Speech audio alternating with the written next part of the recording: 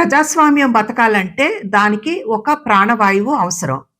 ఆ ప్రాణవాయువు పేరే జవాబుదారీతనం. దురదృష్టవశాత్తు ఈ విలువను మనం చాలా కాలంగా మర్చిపోయాం. కానీ దేశంలోని లక్షలాది మంది విద్యార్థులు నీట్ పేపర్ లీక్ వ్యవహారంలో కేంద్ర ప్రభుత్వాన్ని జవాబు చెప్పే పరిస్థితికి తీసుకొచ్చారు. అసలు జవాబుదారీతనం అంటే ఏంటి? ఎందుకు అది ప్రజాస్వామ్యానికి అంత ముఖ్యమైంది? ఒక స్కూల్లో పరీక్ష జరిగింది. కానీ పరీక్షకు ముందే ప్రశ్నాపత్రం లీక్ అయింది. అప్పుడు తప్పు జరిగింది అంటే సరిపోతుందా?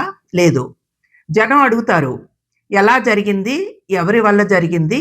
ఎవరి మీద చర్యలు తీసుకుంటారు? మళ్ళీ జరగకుండా ఏం చేస్తారు?